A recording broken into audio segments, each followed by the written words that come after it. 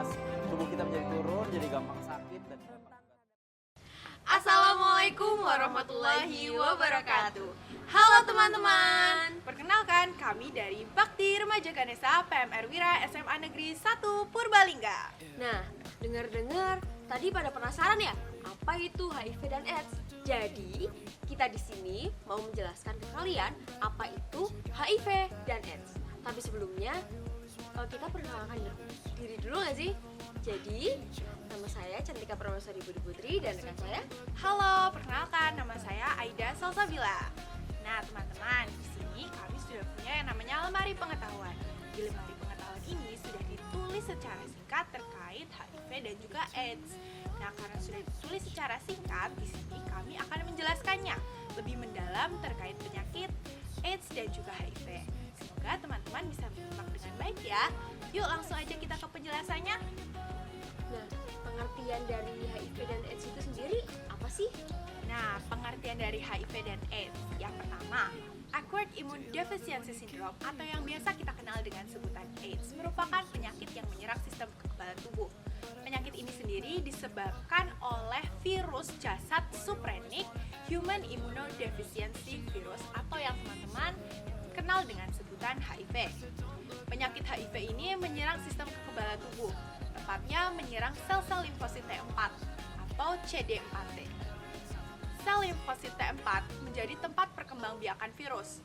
Nah, sel limfosit T4 lainnya yang sudah mati nanti akan ditinggalkan dan virus akan menyerang sel limfosit T4 lainnya yang masih sehat. Jika sudah begini, sistem kekebalan tubuh akan menurun sehingga sistem kekebalan tubuh tak dapat lagi untuk melindungi tubuh itu sendiri. Nah, jika sudah begini, maka bisa terjadi yang namanya infeksi opportunities, di mana penyakit atau virus lainnya akan masuk ke dalam tubuh dan menyerang penderitanya. Hal ini, virus-virus atau bakteri yang tadinya jinak bisa menjadi ganas, seperti virus, jamur, bakteri, mikroba, mikroorganisme patogen lainnya, dan masih banyak lagi itu masuk ke dalam tubuh, menjadi ganas, dan setelah itu bisa menyebabkan kematian pada penderitanya karena penderitanya mengalami penyakit-penyakit berbahaya lainnya yang mematikan seperti kanker kulit, jamur, diare, dan juga TBC. Sebetulnya masih banyak penyakit lainnya loh yang bisa menyebabkan kematian pada penderita AIDS.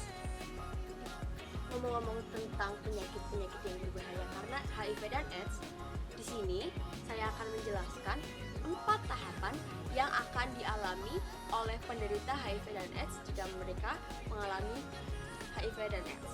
Yang pertama, ada stadium inkubasi. Dalam stadium inkubasi, virus HIV dan AIDS yang berada dalam tubuh mereka belum dapat terdeteksi oleh laboratorium.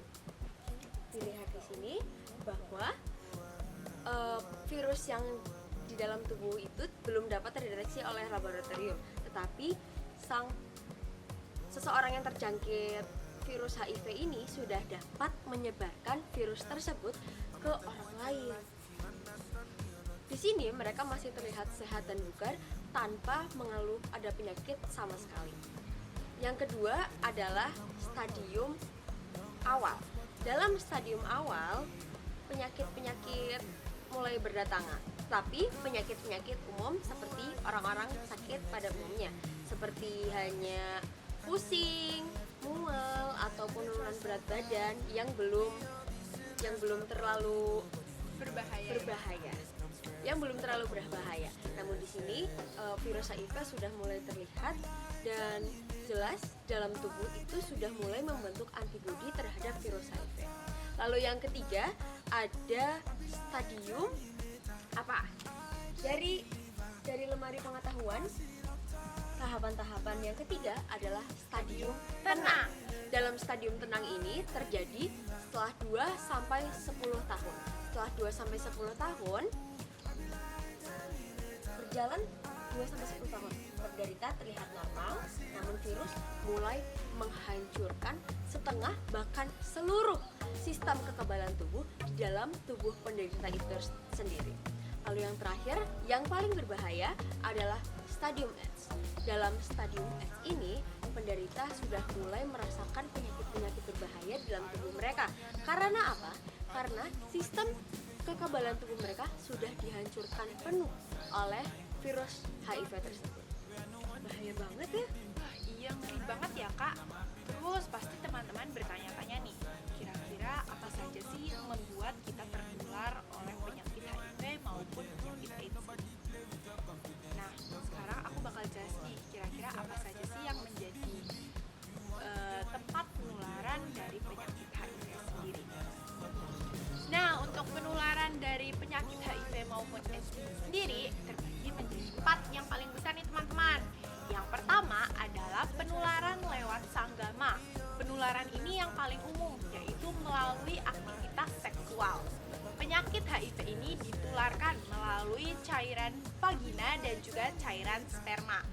Terlebih lagi jika seseorang terdapat luka di area kelaminnya, itu bisa menyebabkan penyebarannya lebih cepat. Dan juga orang-orang yang memiliki fantasi seksual yang berbeda atau biasanya melewati dubur itu juga memiliki kemungkinan yang lebih besar untuk terserang HIV, karena biasanya orang-orang yang melakukan aktivitas seksual melewati dubur itu menyebabkan luka, sehingga hal tersebut bisa membuat penyebaran dari penyakit HIV ini lebih cepat. Nah, untuk selanjutnya adalah bagaimana sih cara penularan penyakit HIV dan juga penyakit AIDS ini. Nah, untuk penularannya sendiri itu sebenarnya terbagi menjadi 4 nih teman-teman, yang paling umum dan juga yang paling besar. Untuk yang pertama sendiri adalah penularan lewat sanggama, atau ini penularan paling umum ya teman-teman, yaitu melalui aktivitas seksual.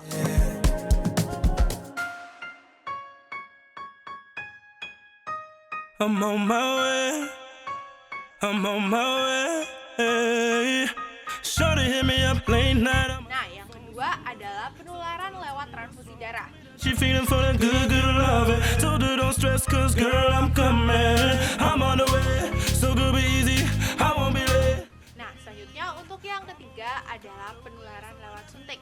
Shorty call on me, and I'ma be there in a hurry. Just relax, girl, you don't gotta worry, and you don't ever, ever gotta be alone. Yang terakhir adalah penularan lewat ibu hamil. My pick it up. Now it don't even matter if I'm busy or what, cause I can't get enough. Got me lost in your love, so forget what they say, they don't know about us now. Shorty, if you want my love, you know all you gotta do is hit me. Karena tadi kan sudah beberapa hal yang bisa untuk menularkan ya. Dan di sini saya juga akan menjelaskan nih, kira-kira hal apa aja nih yang gak akan menularkan dari penyakit HIV itu ke orang yang tidak punya penyakit HIV itu sendiri. Coba dijelaskan. Nah, yang pertama itu kalau kita berjabat tangan biasa saja, itu tidak akan menularkan ya teman-teman. Jadi kalian jangan takut untuk berjabat tangan dengan para penyandang HIV maupun penyandang AIDS.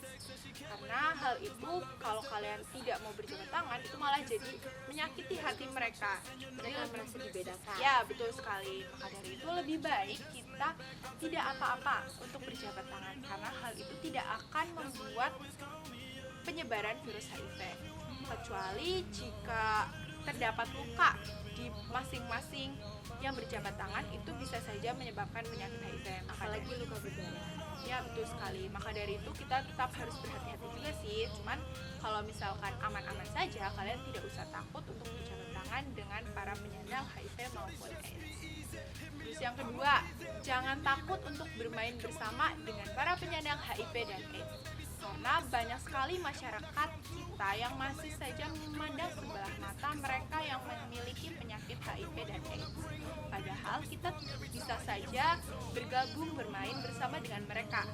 Kita tidak perlu untuk menjauhi mereka, karena hal itu sama saja kita membuat semangat hidup mereka menjadi lebih menurun. Kita harus sama-sama menjaga mereka dan juga memberikan semangat pastinya, karena mereka juga butuh teman untuk hidup lebih lama lagi di dunia ini. Dan kita juga bisa menjadi teman baik, pendengar yang baik bagi mereka yang memiliki penyakit ini. Jadi jangan pernah sungkan untuk bermain bersama mereka ya teman-teman. Sebagai remaja, apalagi kita palang merah remaja, pastinya harus menjaga diri dari penyakit HIV dan AIDS ini. Jadi, saya dan Lemari Pengetahuan sudah merangkum 3 poin untuk mencegah diri kita dari penyakit berbahaya ini. 3 poin itu adalah A, B, C. Yang pertama, sini tertulis A adalah abstinence. Abstinence adalah berpuasa bagi remaja yang belum menikah. Tanamkan pada diri kalian bahwa berhubungan seksual hanya dapat dilakukan oleh pasangan yang sudah menikah dan sah secara agama maupun negara. Yang kedua, B atau be faithful. Be faithful adalah setia terhadap satu pasangan seumur hidup. Karena apa? Karena jika bergonta-ganti pasangan itu akan melebarkan kemungkinan untuk HIV/AIDS itu sendiri dapat menyebar luas. Yang ketiga adalah kondom. Pastikan selalu gunakan pengaman dalam kondisi-kondisi tertentu, apalagi bagi kalian para remaja yang tidak dapat menahan hasrat padahal belum menikah. Nah, untuk selanjutnya adalah tambahan perlindungan nih teman-teman. They say it in the song until the dawn. Let's fun again, get it on. And when you leave me all alone. Nah teman-teman, mungkin kalian pernah dengar kalau HIV dan AIDS itu tidak memiliki obat. Tetapi jawabannya adalah salah. HIV dan AIDS memiliki obat yang disebut dengan ARV. Obat ARV ini sendiri adalah untuk memperlambat penyebaran virus HIV/AIDS di dalam tubuh penderitanya. Nah, untuk harga dari obat ARV ini sendiri adalah Rp300.000. Namun, untuk saat ini banyak dari sebagian besar penyandang AIDS dan juga HIV masih merasa keberatan dengan harga tersebut. Namun, jangan panik dan tidak usah khawatir karena untuk obat ini sendiri masih bisa turun karena pada dahulu obat ini sangat mahal. Namun, dari tahun ke tahun obat ini selalu turun harganya. Jadi tidak selamanya obat ini harganya Rp300.000 terus ya teman-teman, dia bisa saja turun. Dan selanjutnya adalah kapan sih penyandang HIV maupun AIDS ini harus mengkonsumsi obat ARV ini? Nah, penyandang AIDS harus mengkonsumsi ARV pada saat CD4-nya sudah mencapai angka 200. Nah, pada saat ini para penyandang AIDS dan juga HIV itu harus mengkonsumsi obat ini karena di situ CD4 mereka sudah sangat rendah, di mana CD4 normal itu adalah 500 sampai 1000. Berarti memang harus dipantau terus ya. Ya betul, jadi harus melalui pantauan dokter dan juga harus mengkonsumsi obat secara rutin. Nah, untuk penderita HIV dan AIDS harus melakukan tes CD4 kurang lebih 6 bulan sekali ya teman-teman, karena ini harus bisa dicek secara berkala untuk mengetahui kira-kira sudah seberapa parah penyakit ini menyerang tubuh penderitanya. Nah, segitu dulu ya penjelasan dari kami. Pesan dari kami adalah jauhi HIV, tapi jangan jauhi para penderita HIV karena mereka juga butuh dukungan dari kita. Nah, mereka juga sama-sama manusia seperti kita. Mereka butuh dukungan dan juga support dari kita pastinya. Nah, jika sudah seperti itu, kita harus mendekatkan diri kepada mereka dan memberikan semangat hidup yang lebih tinggi. Dan jangan lupa juga kita memberikan sisi positif kepada mereka, yaitu sering-sering untuk mengajak beribadah. Yang kedua juga harus bisa sering-sering mengajak cerita dan juga bermain bersama dengan mereka. Jangan pernah jauhi dan jangan pernah memandang sebelah mata orang-orang penderita HIV dan juga AIDS. Sekiranya cukup dari kami. Terima kasih teman-teman. Lindungi diri, jauhi HIV. Wassalamualaikum warahmatullahi wabarakatuh.